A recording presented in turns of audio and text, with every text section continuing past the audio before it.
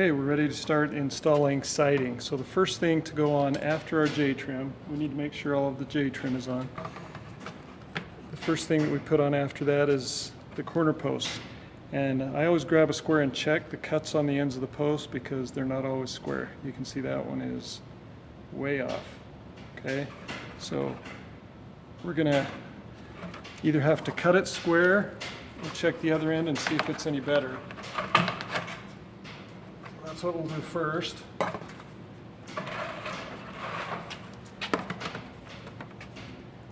Okay, that's a lot better. Okay, that's pretty square. We need to check both directions. Oh, not so square.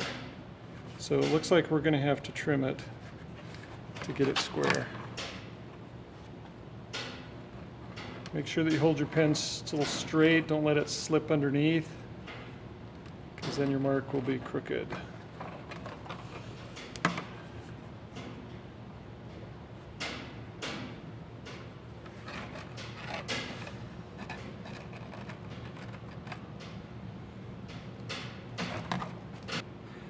Okay, for my first cut, I'm actually going to cut this back a ways.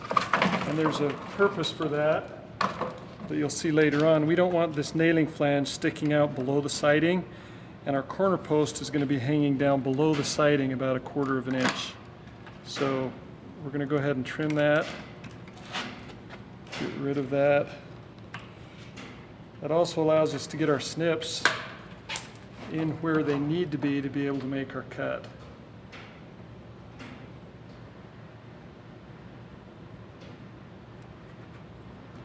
I'm using these large bull snips because they give me more leverage and it's easier to cut through 2 layers at a time.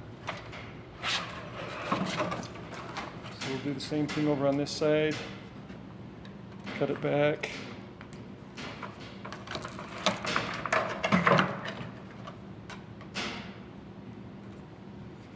Like so. I like to just get rid of that so I'm not cutting through 2 thicknesses the entire time.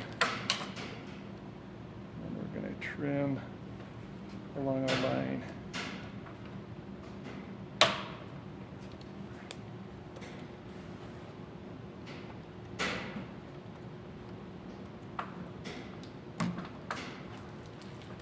Now I'm going to mark it to length.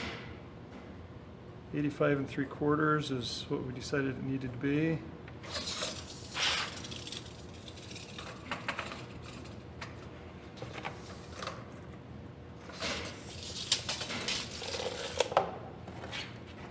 Be sure when you are squaring it that you square from this edge, because this one is too easily twisted.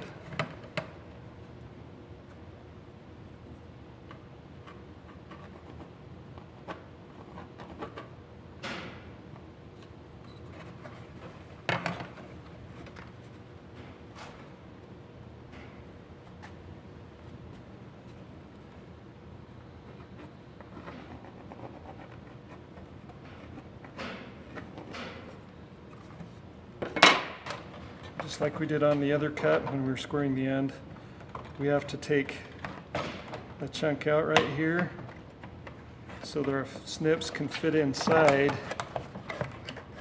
to make this cut. So I'm going to make that cut go all the way in and then just push that out of the way, so that I can get my snips in there to make the final cut.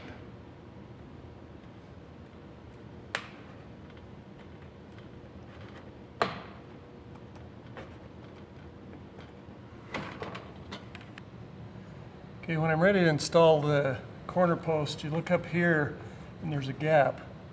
Okay, we want it to be nice and tight against the soffit, and the thing that's preventing it from being tight against the soffit is the J.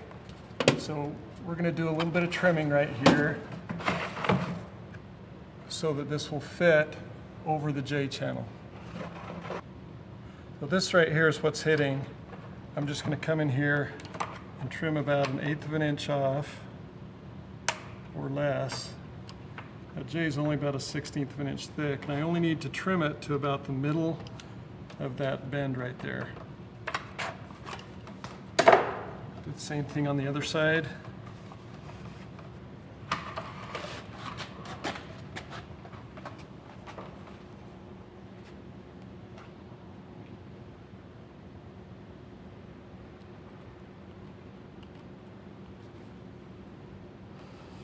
Just about halfway around that bend is all we need.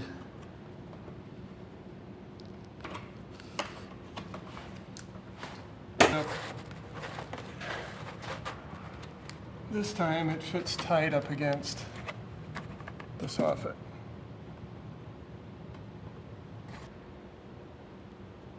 When we install the outside corners, we don't want them to be smashed too flat, and we don't want them to be too pointed. We want them to be square so that this line right here is parallel to the building, and the same thing on the other side. So the way that we're going to find out where that needs to be is by taking a framing square. I'm going to take the outside corner and put it around my framing square and adjust it until those two edges are parallel to the framing square. Once they are, I can take a reading off the framing square right along the blade here to see how far away from the corner that edge needs to be. Okay, so about 3 3/4 of an inch looks about right. So this represents the corner of the building. All I have to do is measure 3 3/4 inches back from the corner of the building to get my line.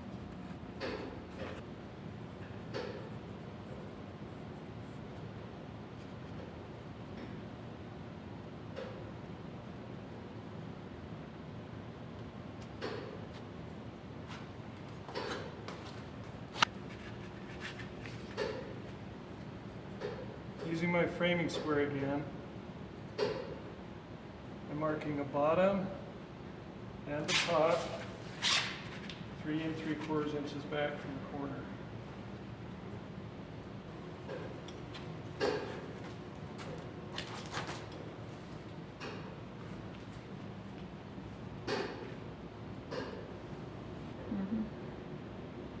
Now I'm going to snap a line between my marks. That's where the edge of the corner post will go.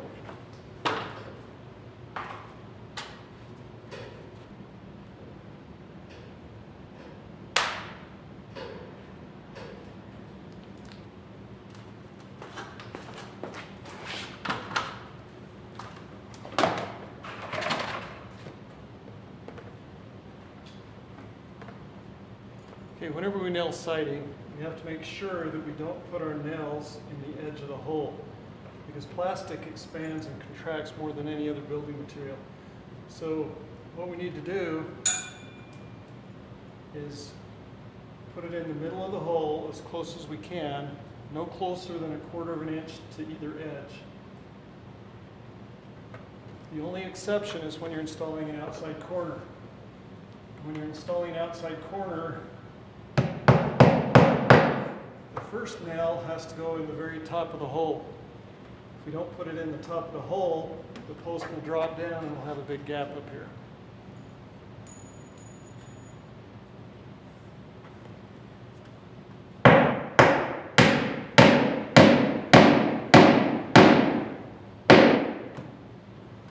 The other rule for siding, you never nail it tight. If you nail it tight, it won't be able to expand. And so what it does is it bulges out because it has to move somewhere.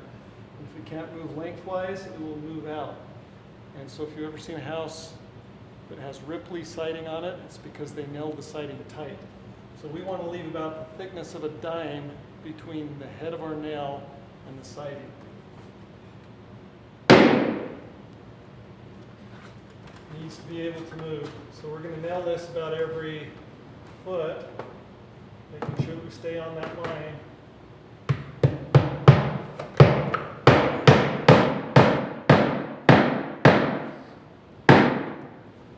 All of our other nails need to be in the center of the slot.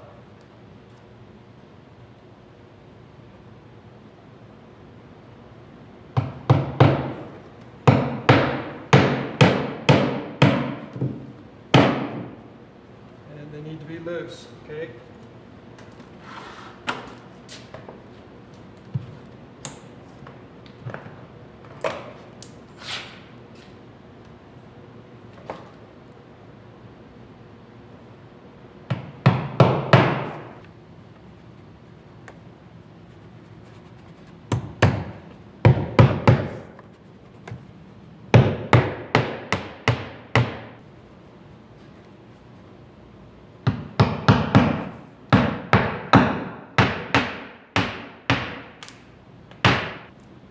When you're driving nails in, if you bend a nail, pull it out, because as it bends over, it's going to pull the siding whichever direction it bends. So just pull it out and get rid of it, get a new nail. If you bend the head over and the head, the bent part of the head touches the siding, you're too close. Okay, just make sure that no part of the nail head is touching the siding. It's got to be able to move. We have our corner posts installed, so now we can start installing the siding. The first thing that we put on is a starter strip. Okay, this is a starter strip, and the siding hooks around the bottom edge. Okay, the edge that flares out is the bottom, and the siding will hook onto this. So we need to mark a line to locate the top edge of this drip edge, and it's 2.5 inches wide. So we're going to take our measurement of 85.5. Okay, remember we cut our posts 85 3/4. The bottom of our siding is going to be 85.5. And the reason for that is we're in a warm building. When we go outside, these posts are going to shrink, and they're going to shrink up. So they'll actually shorten, and they'll be even with the bottom of the siding at that point. In the summertime, they'll actually grow a little bit longer. So we're going to start with the bottom edge at 85.5, which means if we take 2.5 away from that, we're at 83. So we're going to make a mark 83 inches down from our soffit.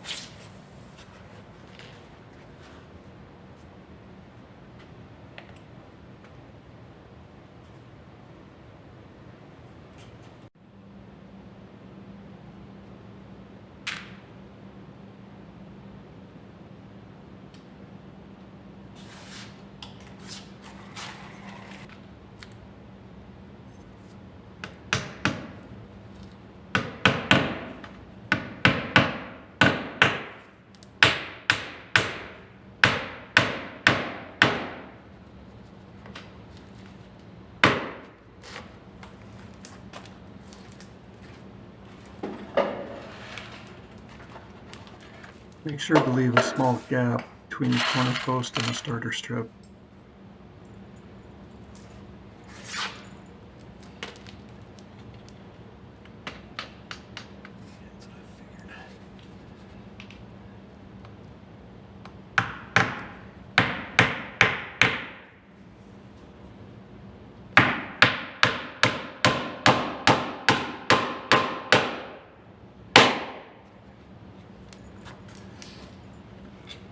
Notice I'm just kind of staggering my nails, going top and bottom.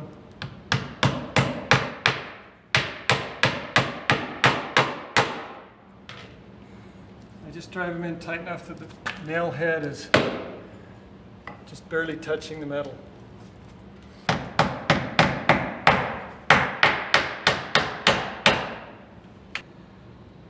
I'm going to cut the siding to length. In order to find the length, remember siding expands, we need to leave 1/4 inch clearance on each end. So that's a 1/2 inch total. And this notch right here that it fits in on the outside corner is 1 inch deep.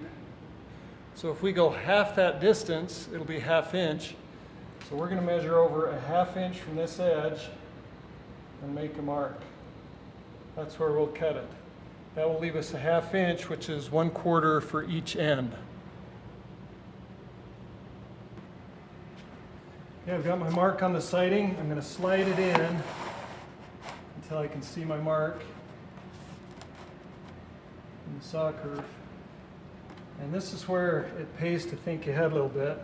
If we make a mark out here at the end of our piece of siding, that should be where we cut all of them, okay? If they're identical in length, we can just slide our siding into that mark and cut it off without having to measure each one.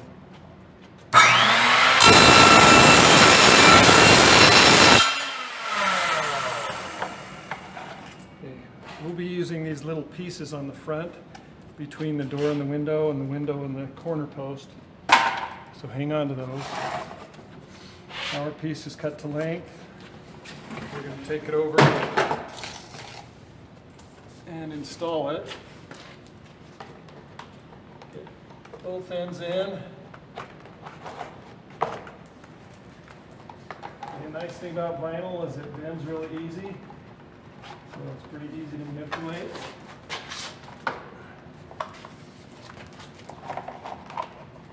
And you need to make sure that it hooks on the J, or on the starter strip, and not on the felt. Okay, so you almost have to get your fingers in between the two.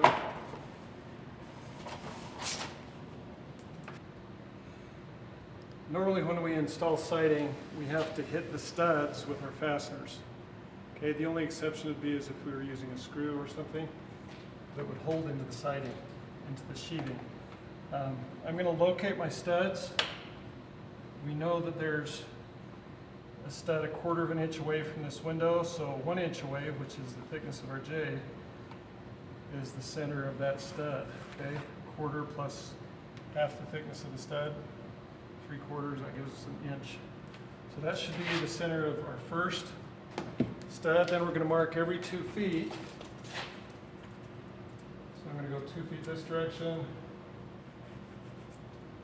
I'm going to go 4 feet.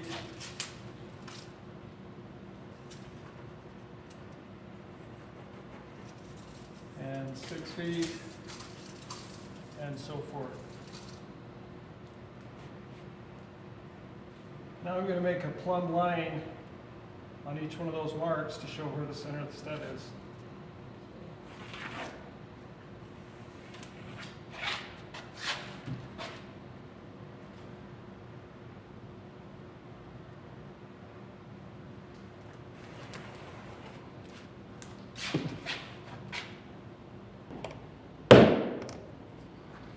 Remember, never tight. There should be about the thickness of a dime between your nail head and the siding. I'm going to go all the way down, get as close to the center of the slot.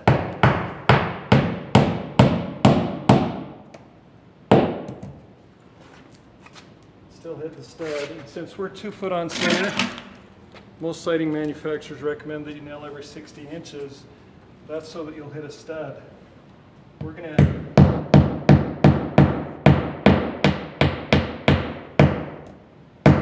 put another one halfway in between, so we're nailing every foot.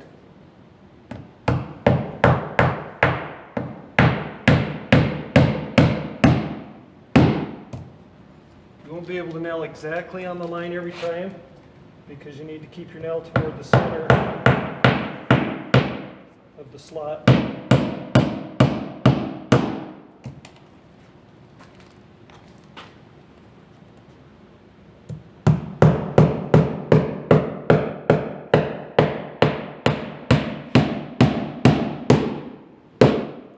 You want to make sure that when you're nailing that your nail goes straight in. If you put it on an angle and the siding is away from the building at all, as you get that nail tighter, it's going to pull the siding up to follow the nail.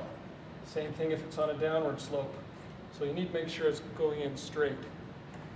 If it bends, pull it out and get a new nail. If the head bends and you can't fix it, throw it away and get a new nail.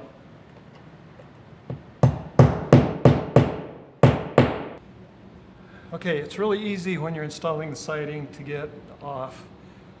If both people don't put the same amount of tension on each piece, one person can end up 1/4 inch or 1/2 inch higher on his end than the other, and then you have a wedge-shaped piece for your last piece. We want it to work out nice and even on both ends. So we're going to put a mark where every piece of siding is going to end. And we're marking this edge right here. So we're using 8-inch siding, which makes it really easy. We're going to, and I've already measured the total length. We need to actually hang it a little bit loose because we need to gain about a 32nd of an inch on each piece in order for our last piece to fit.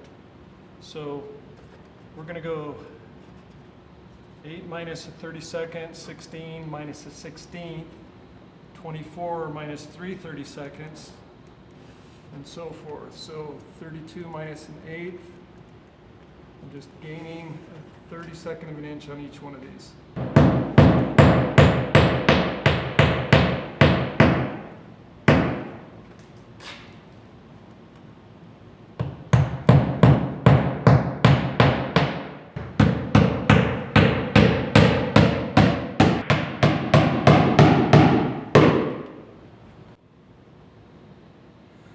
I marked where each piece of siding needs to go. If you look at that mark and you look at this, it doesn't look like they line up. You have to be looking at it straight on. So you need to drop down so that your eyeball is even with that mark in order to look at it. And then you can tell that we're right where we need to be.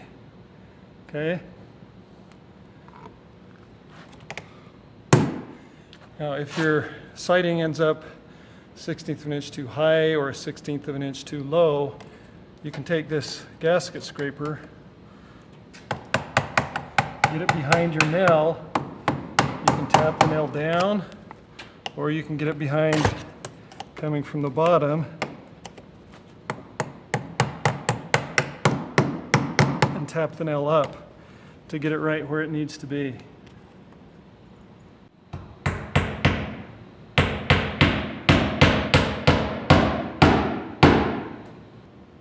Now it's time to mark the window.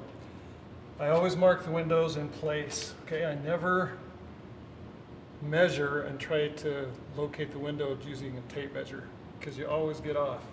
So the most accurate way is just to hold the siding up where it needs to be cut and make a mark. And our mark is a 1/4 inch away from the window. Okay, we're allowing a 1/4 inch gap between our cut and the back of the J channel.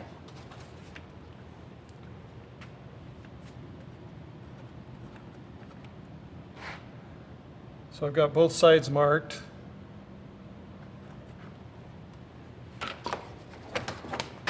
Now I'm going to take it out. The only thing I'm going to use the tape measure to measure is this distance right here, and it's 5.5.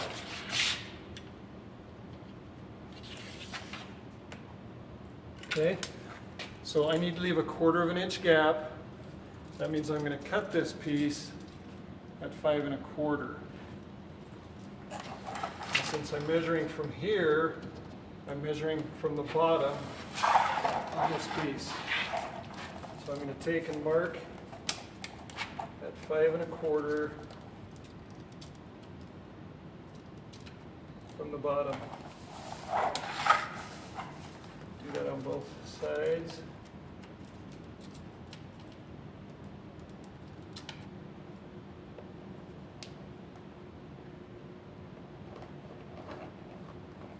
Now we're going to draw lines to mark both sides of the window.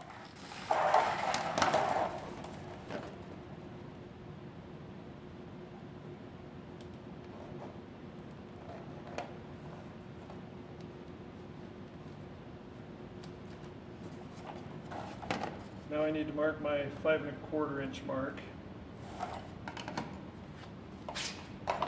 Probably the easiest way to mark it, if you can hold this steady, is to just hold that right on your mark on one end and drag it to the other side.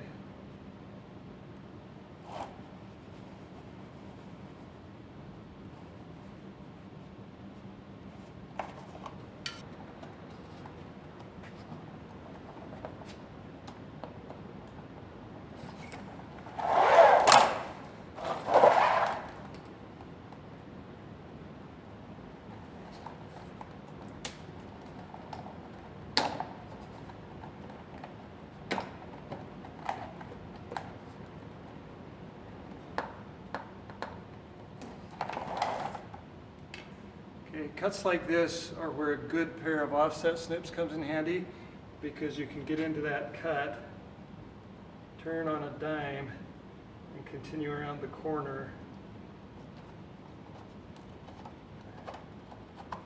making your cut.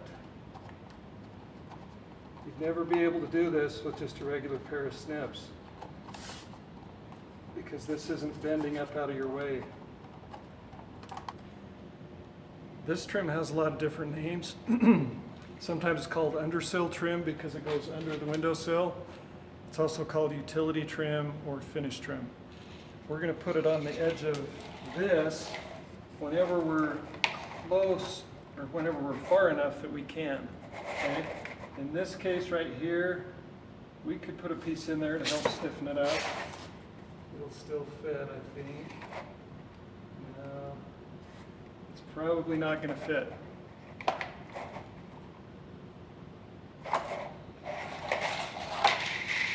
So we're going to go ahead and leave it out. And put this piece around the window. Just come from the bottom up.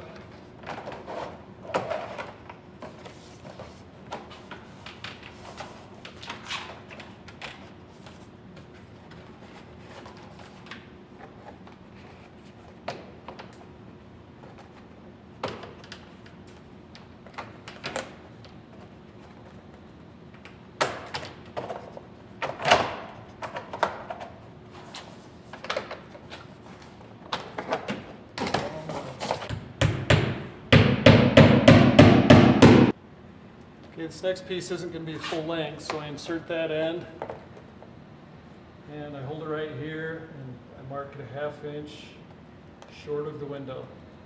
That'll give us a ¼ inch on each end.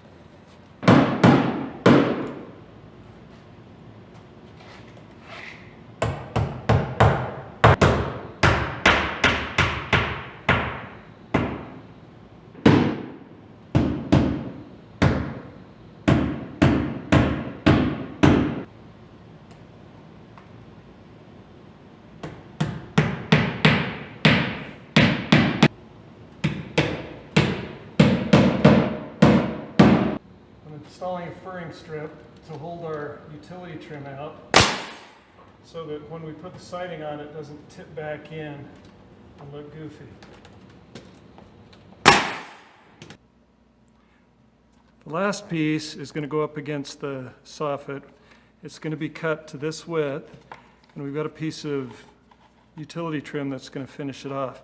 We don't want to have to push this down and tuck it in because it'll look bad. It'll make this piece bulge, and it probably won't even fit.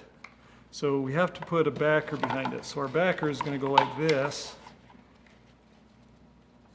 We're going to nail that in place, and then this will be able to slide right in there at the right angle.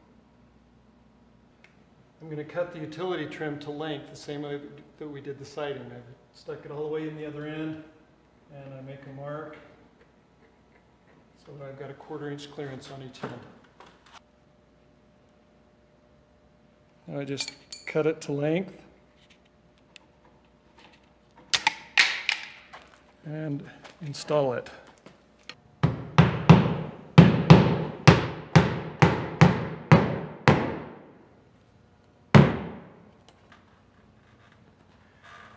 I'm nailing the utility trim, and I want to make sure that my nails are tight up against the top edge of the slot so that it stays tight against the soffit. This tool is designed to cut a little barb in the edge of the siding so that it will stay in the utility trim. So you can see this has to come from the back side, like so. I always do a test piece just to make sure it's going to work, because not all utility trim is the same.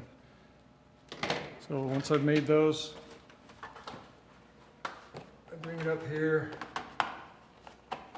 make sure that it's hooked underneath, and then I slide it up in until those click into place, which I'm not doing. Okay, we've cut our siding to length. Now we need to cut it to width. We measured 5 5/8. We're going to cut it about a 1/4 inch short of that because that's what we figured would work. So when you cut it on the table saw, you just have to be really careful to keep it down against the table right by the blade the entire time. If it comes up loose, then the saw will grab it and chip it.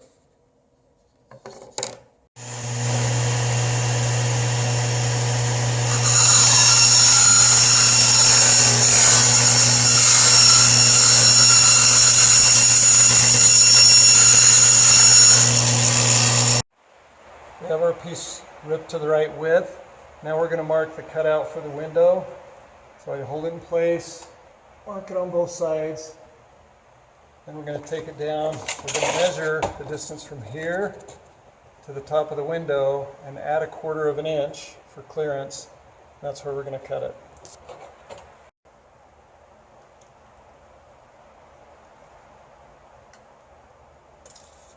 Okay, it looks like it's about 1.5.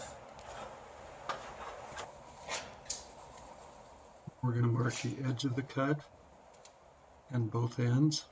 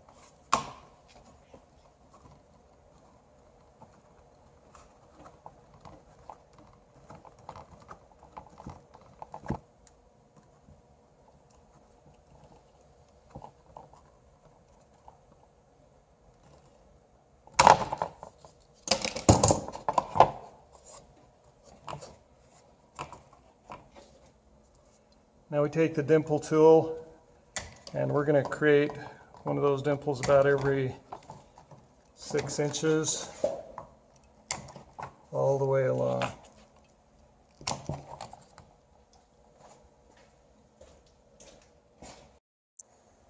Now we've got all the dimples all the way along the edge. We're going to take this, we're going to tuck it behind the window.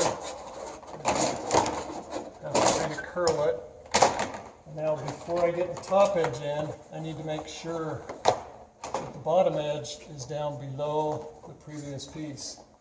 And I have to make sure that the dimples are underneath the edge of the utility trim. Now we have the trim in place. We've got the edge started underneath the utility trim. We have to make sure that this edge is hooked around the previous piece before we push it up in.